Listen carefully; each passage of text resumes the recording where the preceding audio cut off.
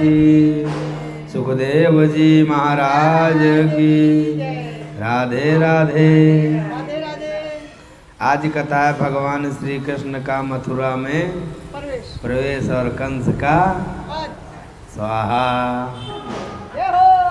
सुखदेव जी महाराज जी क्या कहते हैं कि स्तुवतस्य भगवान दर्शयित्वा जले वपुः भूयः समाहरत कृष्णो नटो नाट्यमिवात्मनः। हे परीक्षित, अक्रूर जी इस प्रकार भगवान की स्तुति किए। उन्हें भगवान श्री कृष्ण जल में और दिव्य रूप के दर्शन कराए। फिर उन्होंने उस रूप को छिपा लिया। ठीक वैसे ही कोई नट अभिमानी में कोई रूप दिखाकर फिर उसे पर्दे की ओट में छिपा दे। अक्रूर जी ने कहा कि अदद्भूत निहयावन्ति भूमौ वियति वाजले तोयि विश्वात्मके तानि किम में दृष्टम विपश्यतः। राधे राधे।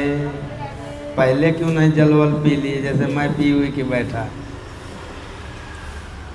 प्रभु, पृथ्वी आकाश या जल में और सारे जगत में जितने भी अद्भुत पदार्थ हैं ये सब आप में ही हैं। और हम 5 किलो आम भगवान में चढ़ा दिए तो ठाकुर जी समझने लगते हैं। जो मैंने देखा भगवान जितनी भी अद्भुत वस्तुएं हैं वे पृथ्वी में हो या जल अथवा आकाश में सब की सब जिनमें उन्हीं आपको मैं देख रहा हूँ। फिर भला मैंने यहाँ अद्भुत वस्तु कौन सी देखी। गांधिनी नंदन अक्रूर जी ने यह कहकर रथ हाँक दिया और भगवान श्री कृष्ण तथा बलराम जी को लेकर दिन ढलते ढलते मथुरापुरी में पहुँचा।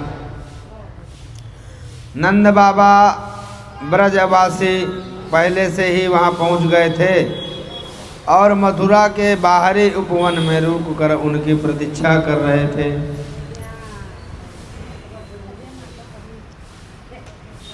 अक्रूर जी कहते हैं कि ना हम भवद्दाभ्याम रहितः प्रवेश्य मथुराम प्रभो तुक्तुम नारहसि माम नाथ भक्तम ते भक्तवत्सल।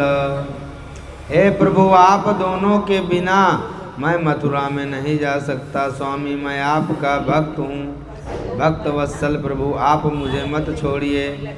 भगवान, आइए चले मेरे परम हितैषी और सच्चे सुहृद भगवान, आप बलराम जी, ग्वाल बालों तथा नंद राय जी आदि आत्मियों के साथ आप अपने चरणों की धोवन गंगा जल या चरणामृत से अग्नि देवता पितर सब के सब तृप्त हो जाते हैं। हे प्रभु, आपके युगल चरणों को पखार कर महात्मा बोलने वह यश प्राप्त किया जिसका गान संत पुरुष करते हैं। आपके चरणोदक गंगा जी ने तीनों लोक पवित्र कर दिए। श्री भगवान ने कहा कि चाचा जी, मैं दाऊ भैया के साथ आपके घर आऊँगा और पहले इस यदुवंशियों के द्रोही कंस को मारकर तब अपने सभी सुहृद सुजनों का प्रिय करूँगा। सुखदेव जी कहते हैं, परीक्षित, भगवान के इस प्रकार कहने पर अक्रूर जी कुछ अनमने से हो गए। उन्होंने पुरी में प्रवेश करके कंस से श्री कृष्ण और बलराम के आने का समाचार निवेदन सुनाया। दूसरे दिन तीसरे पहर बलराम जी और ग्वाल बालों के साथ भगवान श्री कृष्ण मथुरापुरी को देखने के लिए नगर में प्रवेश किया। भगवान ने देखा कि नगर के परकोटे स्फटिक मणि बिल्लौर के बहुत ऊंचे ऊंचे गोपुर प्रधान दरवाजे तथा घरों में बड़े बड़े फाटक बने हुए हैं। वसुदेव नंदन भगवान श्री कृष्ण और बलराम जी ग्वाल बालों के साथ राजपथ से मथुरा नगरी में प्रवेश किया और उस समय नगर की नारियां बड़ी उत्कुष्टता से उन्हें देखने के लिए झटपट आटरियों में आ गईं। किसी किसी ने जल्दी के कारण अपने वस्त्र और गहने उल्टे पहन लिए, किसी ने भूल से कुंडल कंगन आदि जोड़ के पहन लिए, कोई एक ही कान में पाँव में पहन रखा था, कोई एक ही आँख में आंजन पाई थी। यह रमणियाँ तो भोजन कर रही थी, वे हाथ का और फेंक कर चल पड़ी।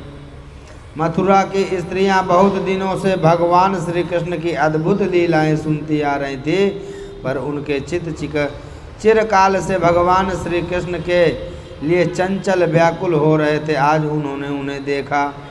भगवान श्री कृष्ण ने भी अपनी प्रेम भरी चितवन और मंद मुस्कान सुधा से सींच कर उनका सम्मान किया। मथुरा की नारियां अपने अपने महलों अटारियों पर चढ़कर बलराम भगवान श्री कृष्ण को देखकर सभी पुरवासी आपस में कहने लगे, धन्य है, धन्य है। गोपियों ने ऐसी कौन सी महान तपस्या की है जिसके कारण वे मनुष्य मात्र को परम आनंद देने वाले इन दोनों मनोहर किशोरों को देखती रहती हैं। इसी समय भगवान श्री कृष्ण ने देखा कि एक धोबी जो कपड़े रंगने का काम करता है उनकी ओर आ रहा है। भगवान श्री कृष्ण ने उससे धुले हुए उत्तम उत्तम कपड़े मांगे। भगवान ने कहा, भाई तुम हमें ऐसे वस्त्र दो जो हमारे शरीर में पूरे पूरे आ जाएं। वास्तव में हम लोग उन वस्त्रों के अधिकारी हैं। इसमें संदेह नहीं कि यदि तुम हम लोगों को वस्त्र दोगे तो तुम्हारा परम कल्याण होगा। परीक्षित, भगवान सर्वत्र परिपूर्ण है, सब कुछ उन्हीं का है। फिर भी उन्होंने इस प्रकार मांगने की लीला की, परंतु वह मूर्ख राजा कंस का सेवक होने के कारण मतवाला हो रहा था। भगवान की वस्तु भगवान को देना तो दूर रहा, उसने क्रोध में भरकर आपेक्ष करते हुए कहा, तुम लोग रहते हो सदा पहाड़ और जंगलों में, क्या वहाँ ऐसे ही वस्त्र पहनते हो? तुम लोग बहुत उदंड हो गए हो, तभी तो ऐसी बढ़ चढ़ कर बातें करते हो। अब तुम्हें राजा का धन लूटने की इच्छा है। अरे मूर्खों, जाओ, भाग जाओ। यदि कुछ दिन जीने की इच्छा हो तो फिर इस तरह मत मांगना। भगवान श्री कृष्ण तनिक कुपित होकर उसे एक तमाचा जमाया और उसका सिर धमाक से धड़ से नीचे जा गिरा। यह देखकर उस धोबी के अधीन काम करने वाले सब के सब कपड़ों के गट्ठर वहीं छोड़कर इधर उधर भाग गए। भगवान श्री कृष्ण और बलराम जी से मनमाने वस्त्र पहन लिए तथा बचे हुए वस्त्रों में से बहुत से अपने साथी ग्वाल बालों को दे दिए। भगवान ठाकुर जी महाराज और बलराम जब कुछ आगे बढ़े तब उन्होंने एक दर्जी से मिले। भगवान का अनुपम सौंदर्य देखकर उसे बड़ी प्रसन्नता हुई और उसने उन रंग बिरंगे सुंदर वस्त्रों को उनके शरीर पर ऐसे ढंग से सजा दिया कि वे सब ठीक ठीक कब हो गए। अनेक प्रकार के वस्त्रों से विभूषित होकर दोनों भाई और भी अधिक शोभायमान हुए जान पड़ते। इसके बाद भगवान श्री कृष्ण सुदामा माली के घर गए। दोनों भाइयों को देखते ही सुदामा उठ खड़ा हुआ और पृथ्वी पर सिर रखकर उन्हें प्रणाम किया। फिर उनको आसन पर बैठाकर उनके पांव पखारे, हाथ धुलाए और तदनंतर ग्वाल बालों के सहित सबकी फूलों के हार पहनाकर पान चंदन आदि सामग्रियों से विधिवत पूजा कर इसके पश्चात उसने प्रार्थना की, हे प्रभु, आप दोनों के शुभागमन से हमारा जन्म सफल हो गया। राधे राधे। हमारा कुल पवित्र हो गया। आज हम पितर, ऋषि और देवताओं के ऋण से मुक्त हो गए। आप दोनों संपूर्ण जगत के परम कारण हैं। आप संसार के अभ्युदय, उन्नति और निश्रेय मोक्ष के लिए ही इस पृथ्वी पर अपने ज्ञान बल आदि आसंकों साथ अवतीर्ण हुए। मैं आपका दास हूँ। भगवान श्री कृष्ण ने सुदामा को उसके मांगे हुए वर तो ही दिए, ऐसी लक्ष्मी भी दी जो वंश परंपरा के साथ साथ बढ़ती जाए और साथ ही बल, आयु, कीर्ति तथा कांति का भी वरदान दिया। इसके बाद भगवान श्री कृष्ण बलराम जी के साथ वहाँ विदा हुए जहाँ पर कंस का कब्जा था। वहाँ भगवान ने कृपा की, धनुष भंग और कंस की घबराहट। सुख जी कहते हैं कि अथ वज्रं राजपथेन माधव स्त्रियं गृहीतांग विलेप भाजनम विलोक्य कुब्जां युतिं वरानां प्रपच्छयान्ते प्रहसन रसप्रदः। हे परीक्षित, इसके बाद भगवान श्री कृष्ण जब अपनी मंडली के साथ मथुरा नगरी देख रहे थे, घूम रहे थे, तब एक कुब्जागर चंदन लेकर अपने भगवान कंस के शिविर की ओर, महल की ओर बढ़ रही थी। तब भगवान अपने मुखार बिंद से निर्मल वाणी से बोले, सुंदरी तुम कौन हो और यह चंदन किसके लिए है? कल्याणी, हमें सब बात सच सच बतला दो। यह उत्तम चंदन, यह अंगराग हमें भी दो। इसे दान से शीघ्र ही तुम्हारा परम कल्याण होगा। उबटन आदि लगाने वाली शैरेंद्री कुब्जा ने कहा, परम सुंदर, मैं कंस की प्रिय दासी हूँ। महाराज मुझे बहुत मानते हैं। मेरा नाम त्रिवक्रा कुब्जा है। मैं उनके यहाँ चंदन अंगराग लगाने का काम करती हूँ। मेरे द्वारा तैयार किए हुए चंदन और अंगराग भोजराज कंस को बहुत भाते हैं, परंतु आप दोनों से बढ़कर उसका और कोई उत्तम पात्र नहीं। भगवान के सौंदर्य, सुकुमारता, रसिकता, मंदाहास, प्रेम आलाप और चारु चितवन से कुब्जा का मन हाथ से निकल गया और अपना हृदय भगवान पर निछावर कर दिया। तब भगवान श्री कृष्ण ने अपने सांवले शरीर पीले रंग का और बलराम जी ने अपने गोरे शरीर लाल रंग का अंगराग लगाया तथा नाभि से ऊपर के भगवान श्री कृष्ण के उस कुब्जा पर बहुत प्रसन्न हुए और उन्होंने अपने दर्शन का प्रत्यक्ष फल दिखलाने के लिए 3 जगह से टेढ़ी कुब्जा किंतु सुंदर मुख वाली कुब्जा को सीधी करके उस विचार किया। भगवान ने अपने चरणों से कुब्जा के पैर दोनों पंजे दबा लिए और हाथ ऊंचा करके 2 उंगलियां उसकी डोटी पे लगाई तथा उसके शरीर को तनिक उचका दिया। उचकाते ही उसके सारे अंग सीधे और समान हो गए। प्रेम और मुक्ति के दाता उसी क्षण कुब्जा रूप, गुण और उदारता से संपन्न हो गई। उसके मन में भगवान के मिलन की कामना जाग उठी। उसने उनके दुपट्टे का छोर पकड़कर मुस्कुराते हुए कहा, हे वीर शिरोमणि, आइए घर चलें। अब मैं आपको यहाँ नहीं छोड़ सकती, क्योंकि आपने मेरे चित्त को मत डाला। हे पुरुषोत्तम, मुझ दासी पर प्रसन्न होइए। जब बलराम जी के सामने ही कुब्जा ने इस प्रकार प्रार्थना की, तब भगवान ने अपने साथी ग्वाल बालों के मुंह की ओर देखकर हंसते हुए उससे कहा, सुंदरी, तुम्हारा घर संसारी लोगों के लिए अपनी मानसिक व्याधि मिटाने का साधन है। मैं अपना कार्य पूरा करके अवश्य वहीं आऊँगा। हमारे जैसे बे घर के बटोहिए को तुम्हारा ही सहारा है। इस प्रकार मीठी मीठी बातें करके भगवान श्री कृष्ण ने उसे विदा करा दिया। जब वे व्यापारियों के बाजार में पहुँचे, तब उन व्यापारियों ने उनका तथा बलराम जी का पान फूल हार चंदन से स्वागत किया।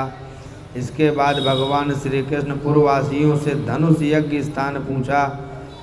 वहाँ रंगशाला में पहुँचे। वहाँ उन्होंने इंद्रधनुष समान एक अद्भुत धनुष देखा। उस धनुष में बहुत सा धन लगाया गया था। अनेक बहुमूल्य अलंकार से उसे सजाया गया था। भगवान श्री कृष्ण ने रक्षकों के रोकने पर भी उस धनुष को बलात् उठा लिया। उन्होंने सबके देखते ही देखते उस धनुष को बाएं हाथ से उठाकर उस पर डोरी चढ़ाई और एक क्षण में ही खींचकर बीच से उसी प्रकार 2 टुकड़े कर डाले, जैसे बलवान मतवाला हाथी खेल ही खेल में ईख के पेड़ को, वृक्ष को तोड़ देता है। जब धनुष टूटा, तब उसके शब्द से आकाश, पृथ्वी और दिशाएं भर गईं। बिजली कड़कने लगी और धनुष के रक्षक आताताई असुर अपने सहायकों के साथ बहुत ही बिगड़े। वे भगवान श्री कृष्ण को घेर कर खड़े हो गए और उन्हें पकड़ लेने की इच्छा से चिल्लाने लगे, पकड़ लो, बांध लो, जाने न पावे। उनका दुष्ट अभिप्राय जानकर बलराम जी और श्री कृष्ण भी तनिक क्रोधित हो गए और धनुष के टुकड़ों को उठाकर उन्हीं से उनका काम तमाम कर दिया। बोलो राधे राधे। जब नगर वासियों ने दोनों भाइयों के इस अद्भुत पराक्रम की बात सुनी तो उनके तेज साहस तथा अनुपम रूप को देखा। इस प्रकार भगवान श्री कृष्ण बलराम स्वतंत्रता से मथुरापुरी में विचरण करने लगे। जब सूर्यास्त हो गया तो दोनों भाई ग्वाल बालों से घिरे हुए नगर से बाहर अपने डेरे पर जा छकड़े थे लौट आए। तीनों लोकों के बड़े बड़े देवता चाहते थे कि लक्ष्मी हमें मिले, परंतु उन्होंने सबका परित्याग कर दिया और ना चाहने वाले भगवान का वर्ण किया। उन्हीं को सदा के लिए अपना निवास स्थान बना लिया। मथुरावासी उन्हें पूर्ण भूषण भगवान श्री कृष्ण के अंग अंग का सौंदर्य देख रहे हैं। जब कंस ने सुना कि श्री कृष्ण और बलराम ने धनुष तोड़ डाला, राक्षसों तथा उनकी सहायता के लिए भेजी हुई सेना का भी संहार कर दिया, इसके बाद कोई श्रम या कठिनाई उठानी पड़ी, तब वह बहुत डर गया। उस दुर्बुद्धि को बहुत देर तक नींद न आई, घबराने लगा, जागृत हो उठा। अंगुली आदि की आड़ होने पर चंद्रमा, तारे, दीपक आदि की ज्योतियाँ उसे दो दिखाई पड़ती। छाया में छेद दिखाई देता पड़ता है तो कानों में अंगुली डालकर सुनने पर भी प्राणों का घूं घूं शब्द सुनाई देता। वृक्ष सुनहले प्रतीत होते और बालू या कीचड़ में अपने पैरों के चिन्हित नहीं दिख पड़ते। कंस ने स्वप्न अवस्था में देखा कि वह प्रेतों के गले लग रहा है, गधे पर चढ़कर चलता है और विष खा रहा है। उसका सारा शरीर तेल से तर है, गले में जपा कुसुम अहुलल की माला और नग्न होकर कहीं जा रहा है। स्वप्न और जागृत अवस्था में उसने इसी प्रकार के और भी बहुत अपशकुन देखे।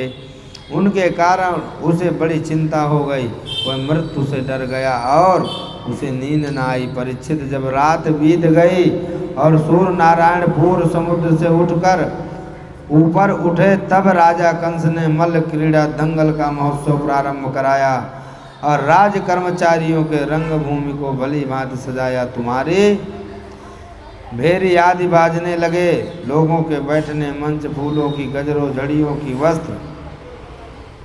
तब पहलवानों के ताल ठोकने के साथ ही बाज बजने लगे।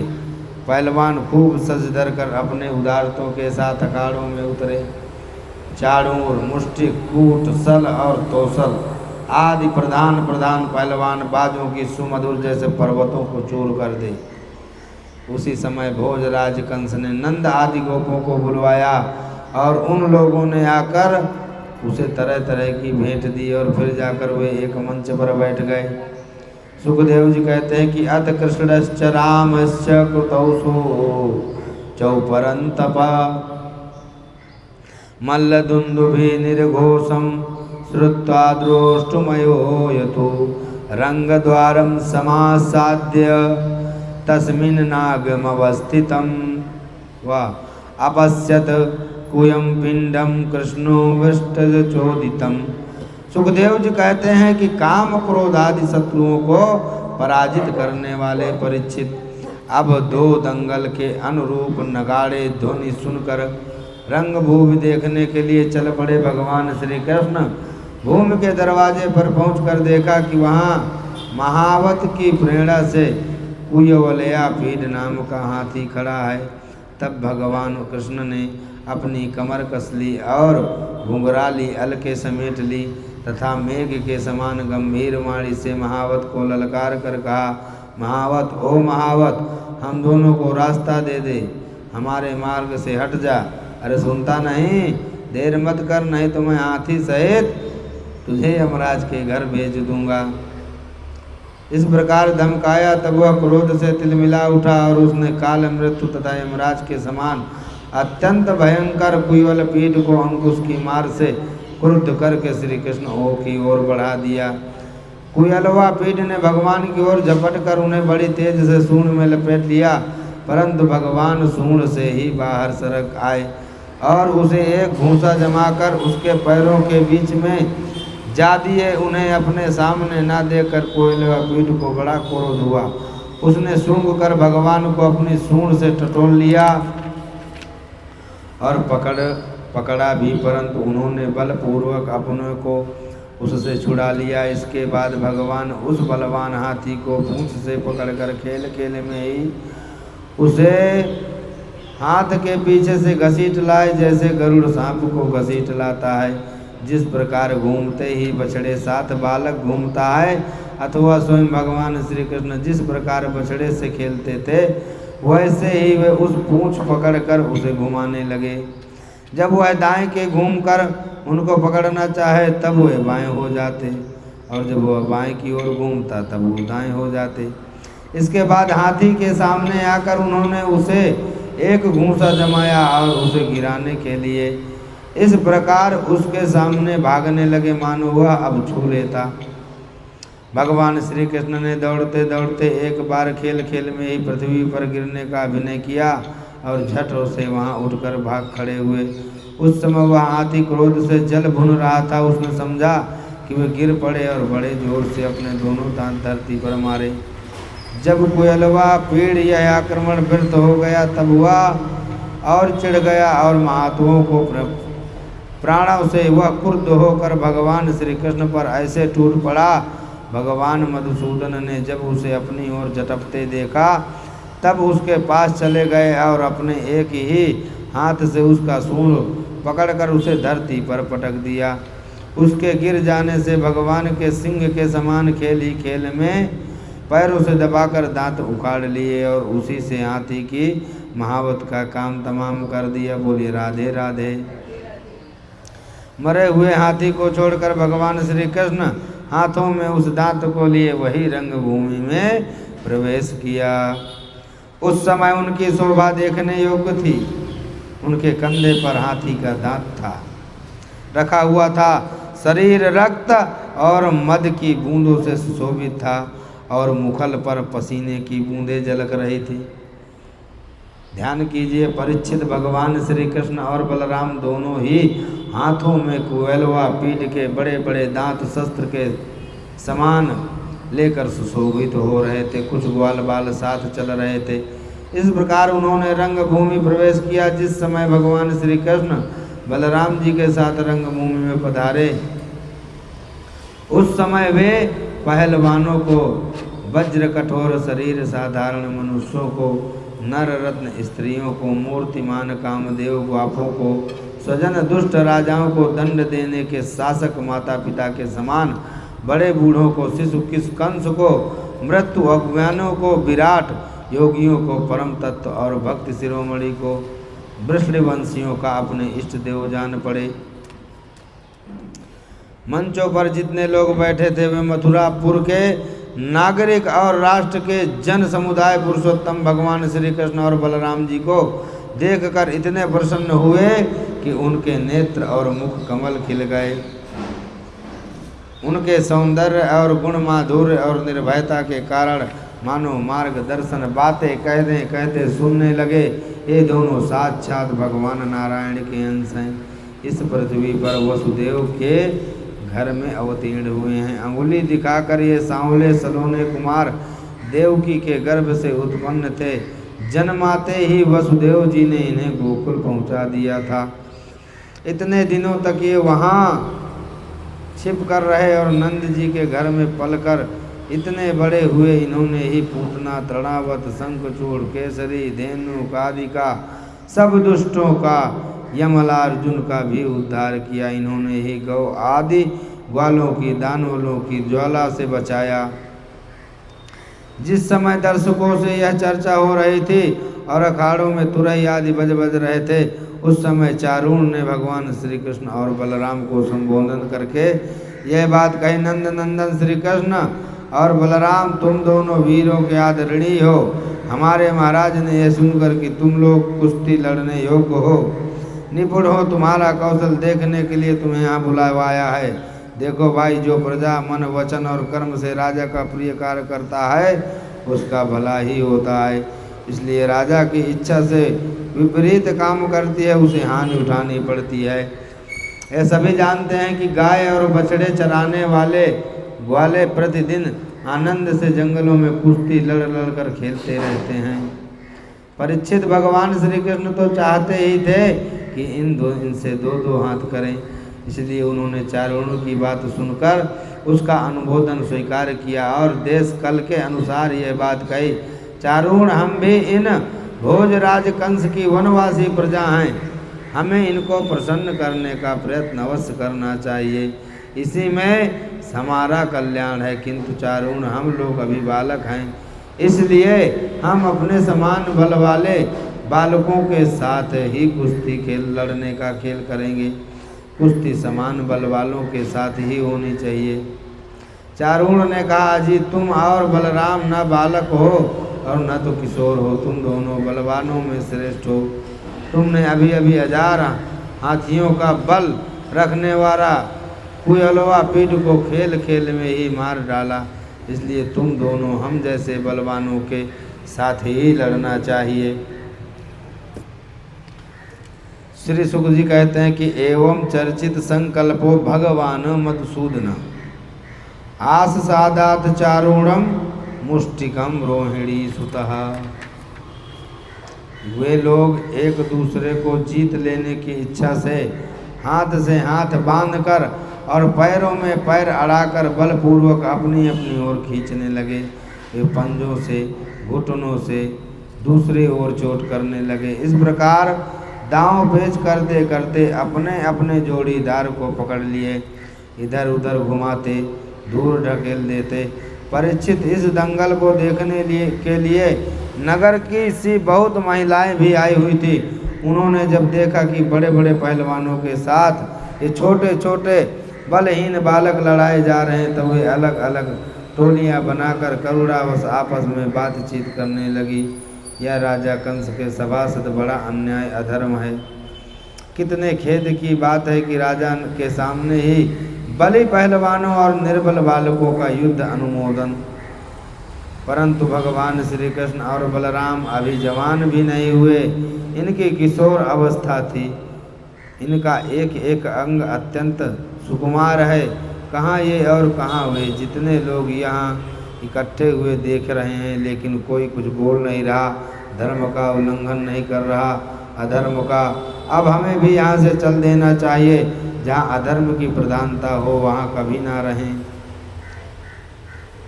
देखो, शास्त्र कहता है कि बुद्धिमान पुरुष को सभासद में दोषों को जानते हुए अवगुणों का कहना भी पाप है।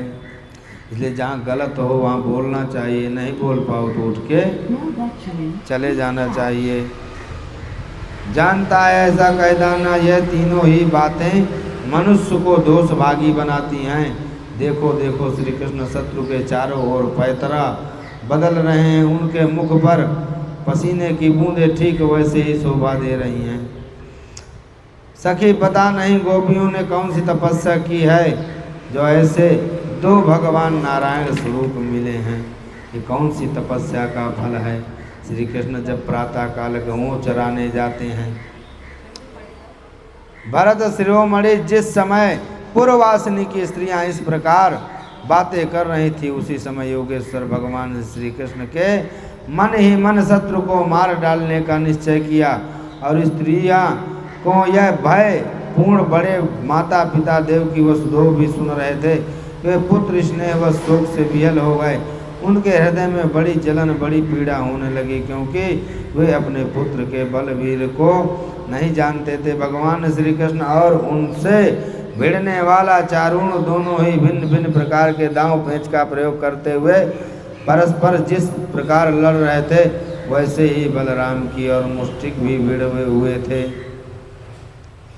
भगवान के अंग प्रत्यंग वज्र के समान कठोर हो गए और रगड़ के चारूण की रगड़ ढीली पड़ गई और बार बार ऐसा मालूम होता मानो उसके शरीर के सारे बंधन टूट रहे हैं। उसे बड़ी ग्लानि, बड़ी व्यथा हुई। अब वह अत्यंत क्रोधित होकर बाज की तरह झपटा और दोनों के हाथों घूंसे बांधकर उसने भगवान श्री कृष्ण की छाती पर प्रहार किया। परंतु उसके प्रहार से भगवान तनिक भी विचलित न हुए, जैसे फूलों के गजरे के मारने से गजराज। उन्होंने चारूण की दोनों भुजाएं पकड़ ली और उसे अंतरिक्ष में बड़े वेग से कई बार घुमाकर धरती पर दे मारा। परीक्षित चारों के प्राण तो घूमने के समय ही निकल गए थे। उसकी वेशभूषा अस्त व्यस्त हो गई, केश और मालाएं बिखर गई। वह इंद्रध्वज इंद्र की पूजा के लिए खड़े किए गए झंडे के समान गिर पड़ा। इसी प्रकार मुष्टिका ने भी बलराम जी को एक घूंसा मारा।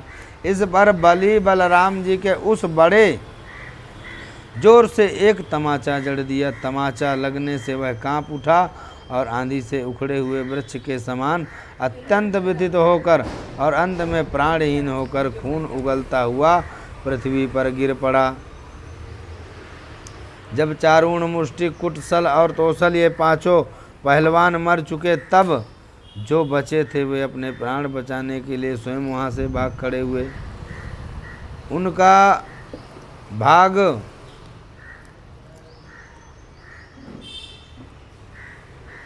वो बाजा बंद हुआ है,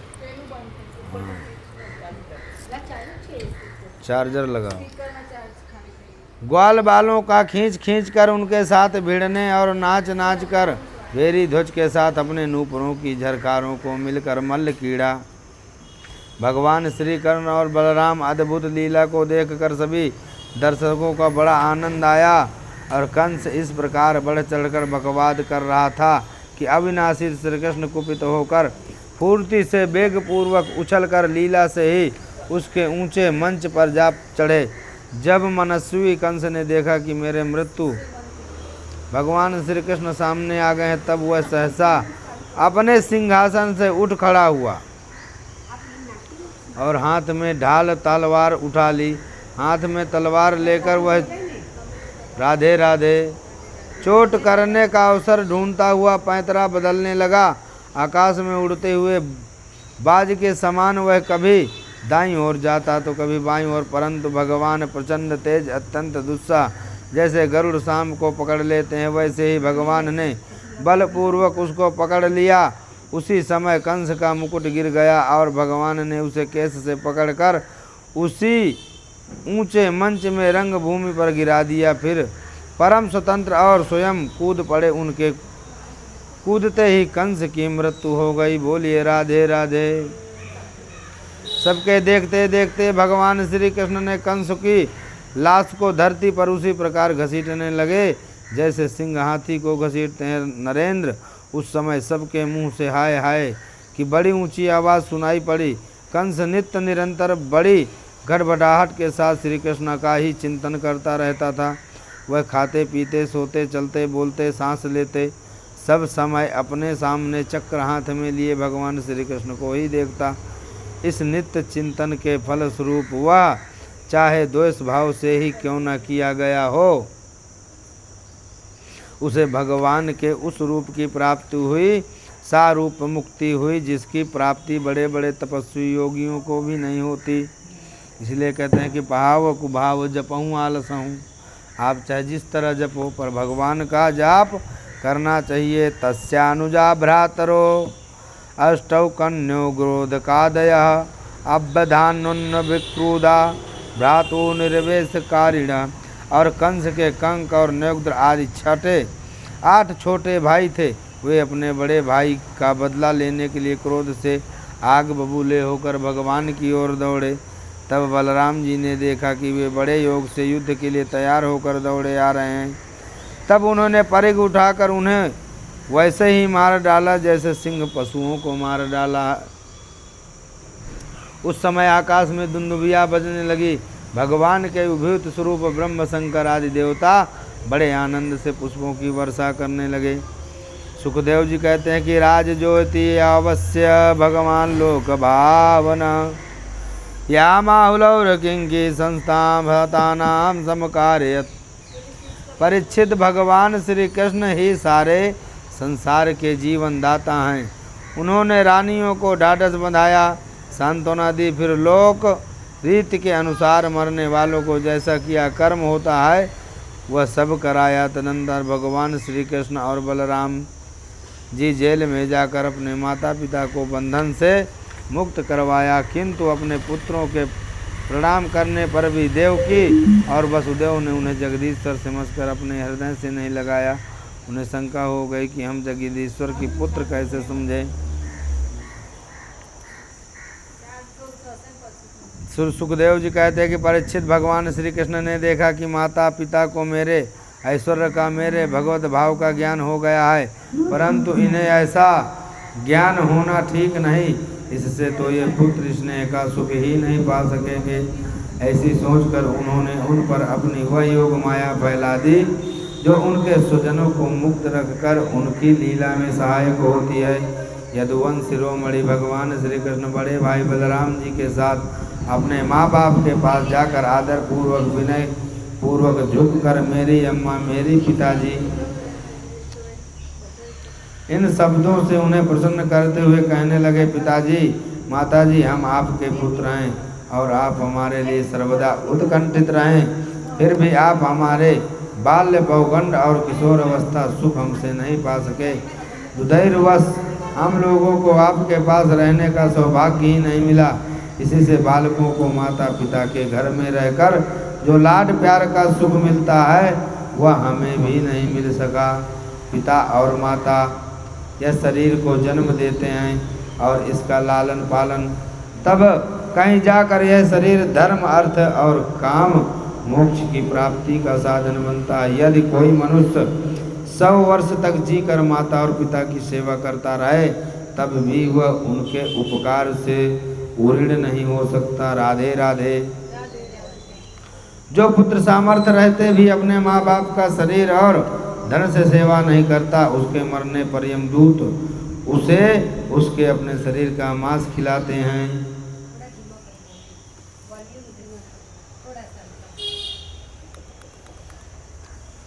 मातरम पितरम वृद्धम भार्यां साध्यम सुतम शिशुम गुरुम विप्रम प्रपन्नम च कल्पो विव्रच वसन मृत। जो पुरुष समर्थ होकर भी बूढ़े माता पिता, सती पत्नी, बालक संतान, गुरु ब्राह्मण और शरणागत का भरण पोषण नहीं करता, वह जीता हुआ भी मुर्दे के समान है।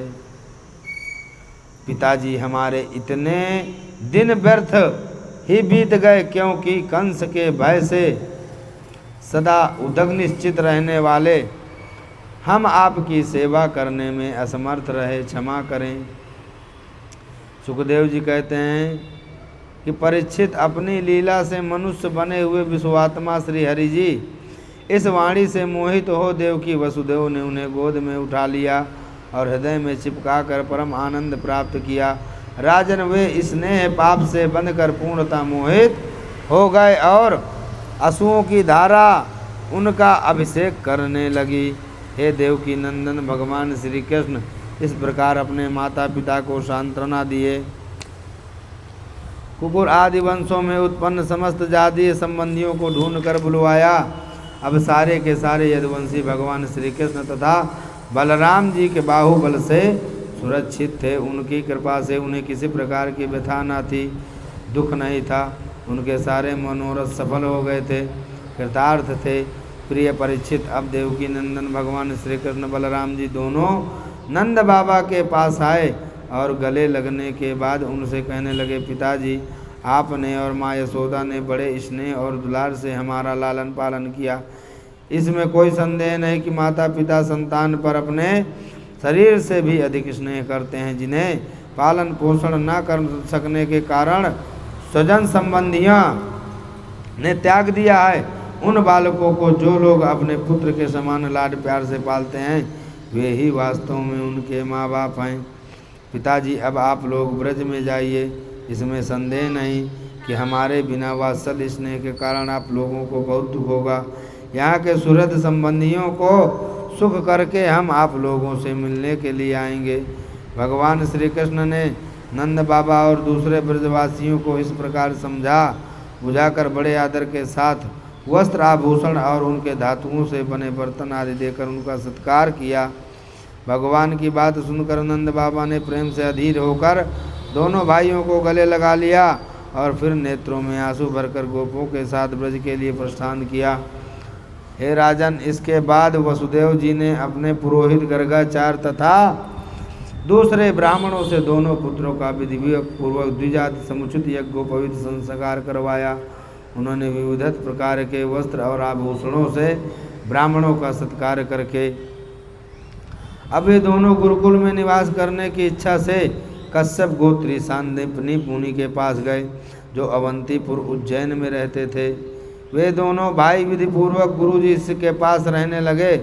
उस समय वे बड़े ही सुसंत अपनी चेष्टाओं को सर्वदा नियमित रखते हुए गुरु जी तो उनका आदर करते ही थे। भगवान श्री कृष्ण और बलराम जी भी गुरु जी की उत्तम सेवा करते थे। वहाँ से दोनों भाइयों ने संपूर्ण वेदों की शिक्षा ग्रहण की।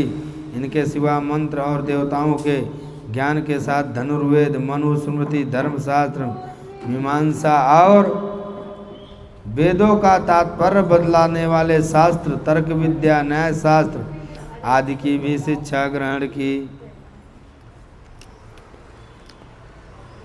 परीक्षित, भगवान श्री कृष्ण और बलराम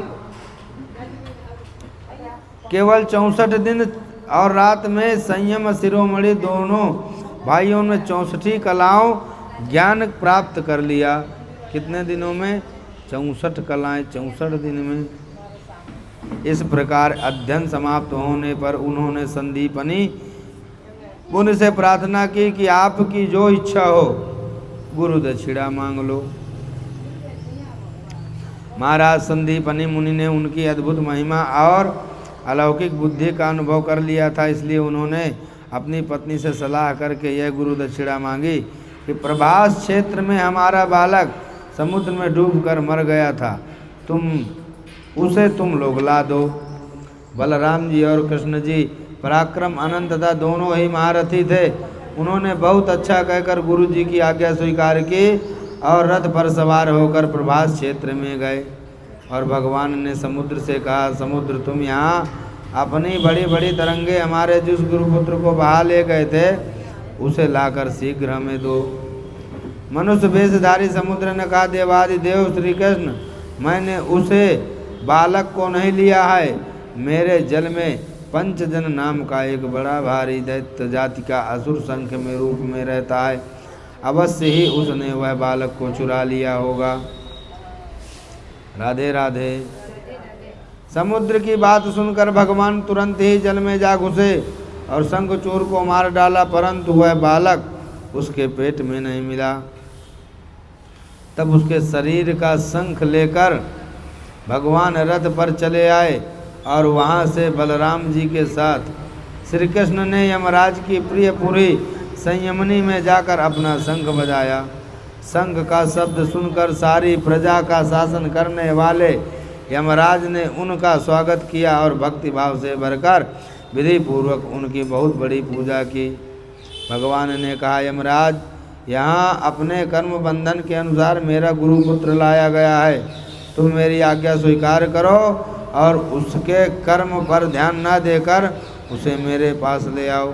यमराज ने जो आज्ञा कहकर भगवान का आदेश स्वीकार किया और उनका गुरुपुत्र ला दिया। तब यदुवंश शिरोमणि भगवान श्री कृष्ण और बलराम जी उस बालक को लेकर उज्जैन लौट आए और उसे अपने गुरुदेव को सौंप कर कहा, आप कुछ चाहें मांग लें। गुरु जी ने कहा, बेटा, तुम दोनों भली भांति गुरु दक्षिणा दी, अब और क्या चाहिए? जो तुम्हारे जैसे पुरुषोत्तम का गुरु है उसका कौन सा मनोरथ अपूर्ण रह सकता है। हे वीरों, अब तुम दोनों अपने घर जाओ, तुम्हें लोगों को पवित्र करने वाली कीर्ति प्राप्त हो। तुम्हारी पढ़ी हुई विद्या इस लोक और परलोक में सदा नवीन बनी रहे। बेटा परीक्षित फिर गुरु जी से आज्ञा लेकर वायु के समान वेग और मेघ के समान शब्द वाले रथ पर मथुरा की प्रजा बहुत दिनों तक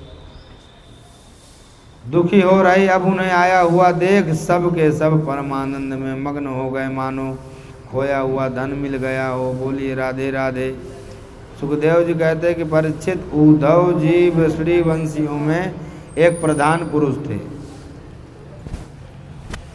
वे साक्षात बृहस्पति जी के शिष्य और परम बुद्धिमान थे। उनकी महिमा के संबंध में इससे बढ़कर और कौन सी बात कही जा सकती है। सौभाग्यवश उद्धव तुम ब्रज में जाओ, वहाँ मेरे पिता माता नंद बाबा और यशोदा मैया है, उन्हें आनंदित करो। और गोपियाँ मेरे विरह व्याधि से बहुत दुखी हो रही हैं, उन्हें मेरे संदेश सुनाकर उसे वेदना से मुक्त करो।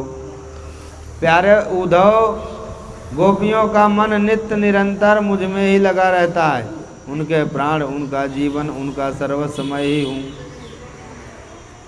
प्रिय उद्धव, मैं उन गोपियों का परम प्रियतम हूँ, मेरे यहाँ चले आने से वे मुझ दूरस्थ मानती हैं।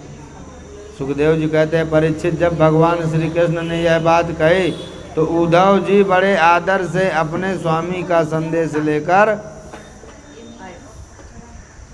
नंद बाबा के ब्रज में पहुँचे। उस समय जंगल से गौएं लौट रही थी, उनके खुरों के आघात से इतनी धूल उड़ रही थी कि उनका रथ ढक गया था। ब्रजभूमि में ऋतुमती गौओं के लिए मत वाले सांड आपस में लड़ रहे थे। थोड़े दिनों की ब्याई हुई गौएं अपने थनों भारी बार से दबी होने भी अपने बछड़ों और दौड़ रही थी। सफ़ेद रंग के बछड़े इधर उधर उछल कूद मचाते हुए गाय दूने की घर घर धुनी से बांसुरियों की मधुर टेर से अब्रज की अपूर्व शोभा बन रही थी। गोपी और गोप सुंदर सुंदर वस्त्र तथा गहनों से सरज धज कर श्री कृष्ण तथा बलराम जी के मंगलमय चरित्रों का गान कर रहे, और इस प्रकार ब्रज की शोभा बढ़ गई। जब भगवान ने श्री प्यारे अनुचर उद्धव जी को ब्रज में आए, तब उनसे मिलकर नंद बाबा बहुत ही प्रसन्न हुए। उन्होंने उद्धव जी को गले लगाकर उनका वैसे ही सम्मान किया मानो स्वयं भगवान श्री कृष्ण आ गए हों। समय पर उत्तम अन्न का भोजन कराया, और जब वे आराम से पलंग पर बैठ गए, सेवकों ने पांव दबाकर पंख जलाकर उनकी थकावट दूर की। तब नंद बाबा ने उनसे पूछा, परम भाग्यवान उद्धव जी, अब हमारे सखा वसुदेव जी जेल से छूट गए, उनके आत्मनीय सुजन तथा पुत्र आदि से उनके साथ हैं, इस समय वे कुशल से तो हैं। यह उनकी माँ है, सुजन संबंधी है, सखा है, गोप है, उनको अपना स्वामी और सर्वस्व मानने वाला यह ब्रज है। उन्हीं की गौएं वृंदावन और यह गिरिराज, क्या कभी इनका स्मरण करते हैं? आप बतलाइए।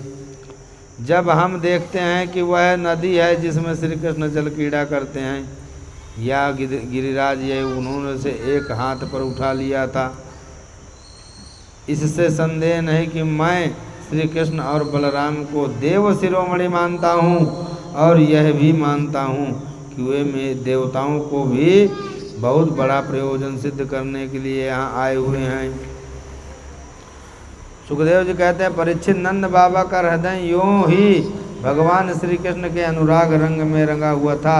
जब इस प्रकार वे उनकी लीलाओं का एक एक करके स्मरण करने लगे, तब तो उनमें प्रेम की बाढ़ सी आ गई।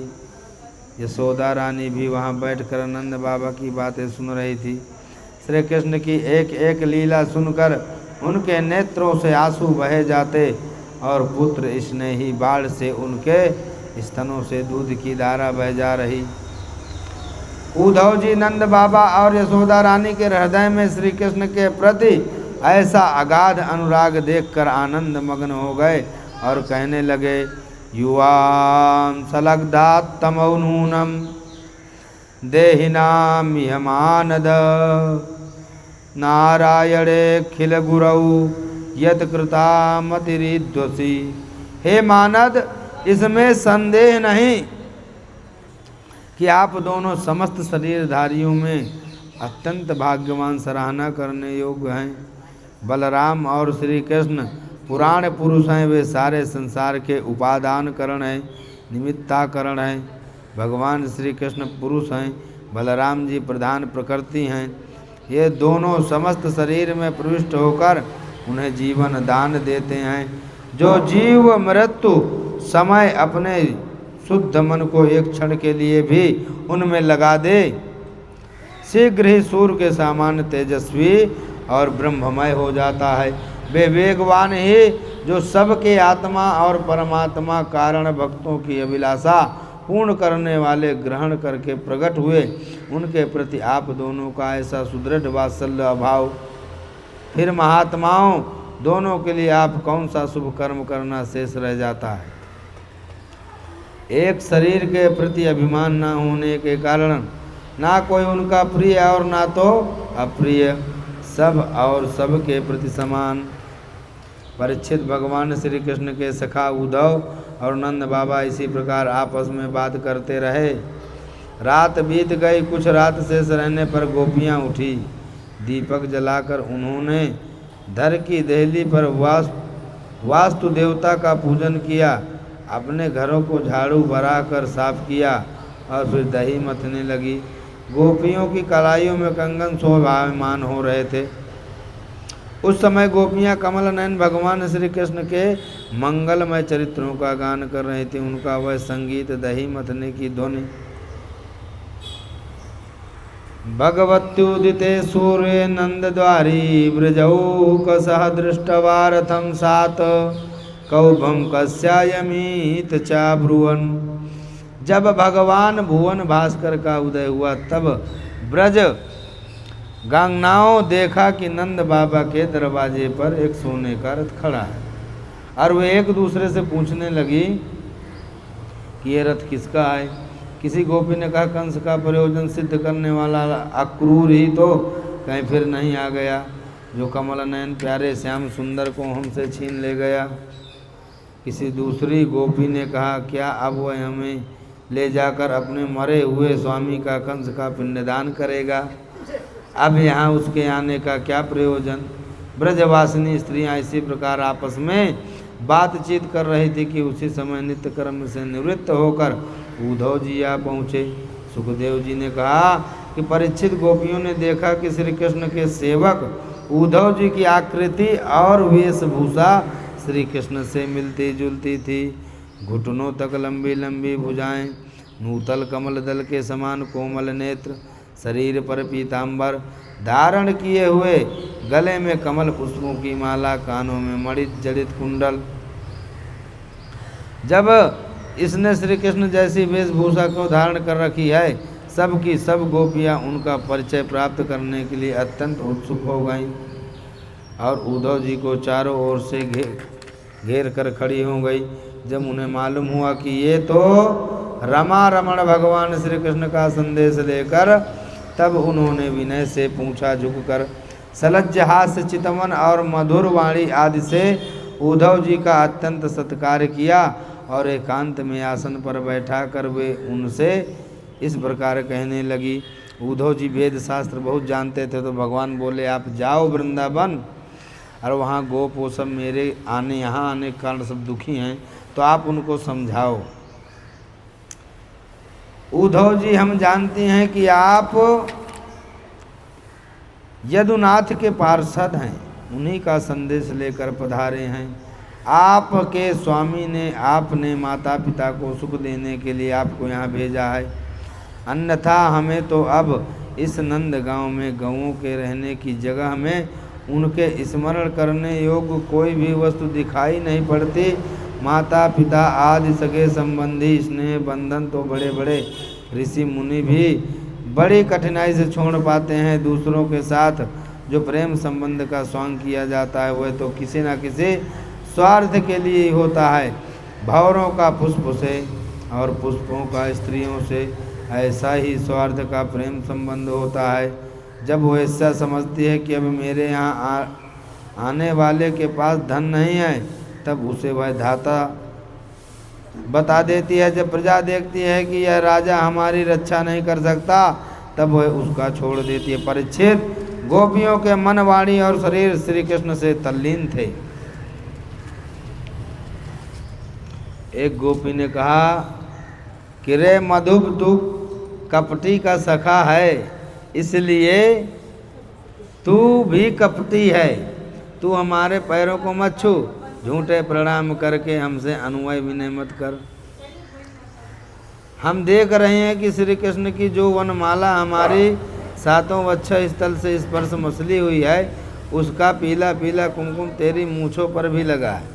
तो स्वयं भी तो किसी कुमकुम से प्रेम नहीं करता। श्री कृष्ण मथुरा की माननीय नायकों का मनाया करे। जैसा तू काला है वैसा ही वो भी है। तू भी पुष्पों का रस लेकर उड़ जाता है, वैसे ही वो भी निकले हुए। उन्होंने केवल एक बार हाँ। अरे भ्रमर, हम वनवासिनी हैं, हमारे तो घर द्वार भी नहीं हैं। हम लोग सामने यदुवंश शिरोमणि श्री कृष्ण का बहुत सा गुणगान क्यों कर रहा है? यह सब भला हम लोगों को मनाने के लिए। अरे मधु, जब ये राम बने थे तब उन्होंने कपिराज बाली को व्याध के समान छिप कर बड़ी निर्दयता से मार डाला। बेचारी शूर्पणखा कामवश उनके पास गई, उसकी नाक कान काट लिए। उसके राग द्वेष सुख दुख आदि से सारे द्वंद्व छूट जाते हैं। यहाँ तक कि बहुत लोग अपनी हमारे प्रियतम के प्यारे सखा जान पड़ता है। तुम एक बार उधर जाकर फिर लौट आए हो, अवश्य ही हमारे प्रियतम ने मनाने के लिए तुम्हें भेजा होगा। सुखदेव जी कहते हैं, परीक्षित गोपियाँ भगवान श्री कृष्ण के दर्शन के लिए अत्यंत उत्सुक थी, लालायित हो रही थी। उनकी बातें सुनकर उद्धव जी ने उन्हें प्रियतम का संदेश सुनाकर कहा। उद्धव जी ने कहा, अहो यूयम स्म पूर्णथा भवत्यो लोक पूजिता वासुदेवे भगवती यासामित्यर्पितं मनः दानव्रत तपोहोम जपस्वाध्याय संयमई श्रियोभिर्विधनैश्चान्यै कृष्णे भक्ति ही साध्यते। सुखदेव जी कहते हैं, परीक्षित, उद्धव जी कहते हैं, तुम्हारा जीवन सफल है। देवियों, तुम सारे संसार के लिए पूजनीय हो, क्योंकि तुम लोगों ने इस प्रकार भगवान श्री कृष्ण को अपना हृदय, अपना सर्वस्व समर्पित कर दिया। दान, व्रत, तप, होम, जप, वेद, ध्यान, धारणा, समाधि और कल्याण के अन्य विविध साधनों के द्वारा भगवान की भक्ति प्राप्त हो, यही प्रयत्न किया जाता है। भगवान, यह सौभाग्य की बात है। महाभागवती गोपियों, भगवान श्री कृष्ण के वियोग से तुमने उन इंद्रियातीत परमात्मा के अतिव भाव प्राप्त कर लिया। भगवान श्री कृष्ण ने कहा है, मैं सबका उपादान कारण होने से सबका आत्मा हूँ, सब में अनुगत हूँ, इसलिए मुझ में कभी भी तुम्हारा वियोग नहीं हो सकता। जैसे संसार के सभी भौतिक पदार्थों में आकाश, वायु, अग्नि, जल और पृथ्वी, ये पांचों भूत व्याप्त हैं, इन्हीं से सब वस्तुएं बनी हैं और यही वस्तु रूप में है, वैसे ही मैं मन, प्राण, पंचभूत, इंद्रिय और उनसे विषयों का आश्रय हूँ। गोपियों, इसमें संदेह नहीं कि मैं तुम्हारे नयनों का ध्रुव तारा हूँ, तुम्हारा जीवन सर्वस्व हूँ, किंतु मैं तुमसे इतना दूर रहता हूँ, उसका कारण है वह यही कि तुम निरंतर मेरा ध्यान कर सको। शरीर से दूर रहने पर भी मन से तुम मेरी सन्निधि का अनुभव करो। सुखदेव जी कहते कि परीक्षित, अपने प्रियतम श्री कृष्ण यह संदेश सुनकर गोपियों को बड़ा आनंद हुआ और गोपियों ने कहा, उद्धव जी, यह बड़े सौभाग्य की और आनंद की बात है कि यदुवंशियों को सताने वाला पापी कंस अपने अनुयायी साथ मारा गया। यह भी कम आनंद की बात नहीं कि श्री कृष्ण के बंधु बांधव और गुरुजन के साथ मनोरथ पूर्ण हो गए। किंतु उद्धव जी, एक बात आप हमें बतलाइए, जिस प्रकार हम अपनी प्रेम भरी लजीली मुस्कान और उन्मुख चितवन से उनकी पूजा करती थीं और वे भी हमसे प्यार करते थे, उसी प्रकार मथुरा की स्त्रियों से भी वे प्रेम करते हैं या नहीं? तब तक दूसरी गोपी बोल उठी, अरे सखी, हमारे प्यारे श्याम सुंदर तो प्रेम की मोहिनी कला के विशेषज्ञ हैं, सभी श्रेष्ठ स्त्रियां उनसे प्यार करती हैं। दूसरे गोपी बोली, असाधो, आप यह तो बतलाइए कि जब कभी नगरियों में मंडली में कोई बात चलती है तो हमारे प्यारे स्वच्छंद रूप से बिना किसी संकोच के प्रेम की बात करने लगते हैं। कुछ गोपियों ने कहा, उद्धव, क्या कभी श्री कृष्ण उन रात्रियों का स्मरण करते हैं? तब तक एक गोपी ने कहा, अरे सखी, अब तो उन्होंने शत्रुओं को मारकर राज्य पा लिया, जिसे देखो वह उनका सुहृद बना फिरता है। अब वे बड़े बड़े नरपतियों कुंवरियों की विवाह करेंगे। दूसरी गोपी ने कहा, नहीं सखी महात्मा, श्री कृष्ण तो स्वयं लक्ष्मीपति हैं, उनकी सारी कामनाएं पूर्ण हैं। देखो वैश्या होने पर भी पिंगला ने क्या ही ठीक कहा, संसार में किसी की आशा न रखना ही सबसे बड़ा सुख है।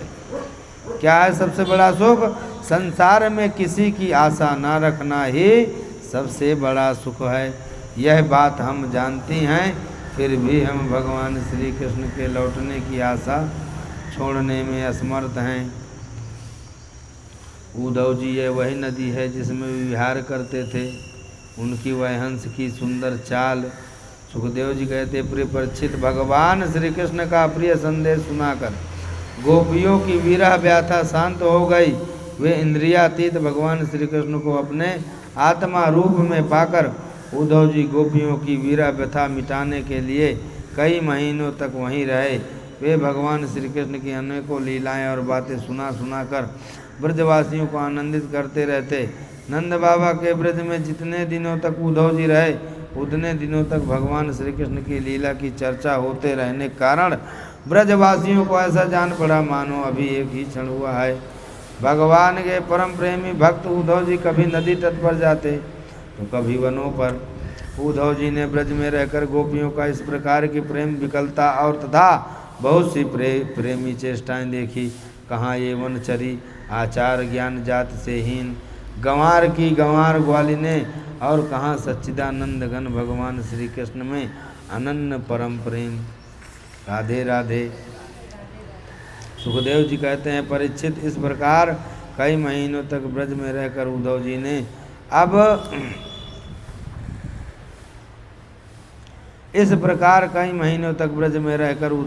अब मथुरा जाने के लिए गोपियों से नंद बाबा और यशोदा मैया से आज्ञा प्राप्त की।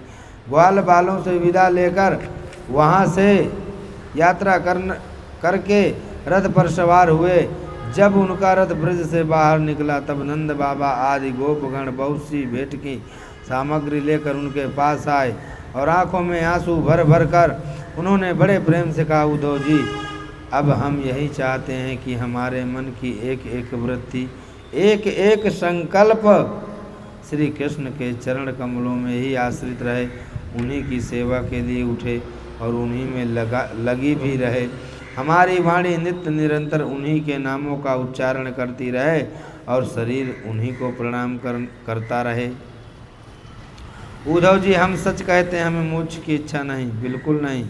हम भगवान की इच्छा से अपने कर्म के अनुसार चाहे जिस योनि में जन्म ले वहाँ शुभ आचरण करें, दान करें और उसका फल यही पावें कि हमारे अपने ईश्वर श्री कृष्ण हमारी प्रीति उत्तर उत्तर बढ़ती रहे।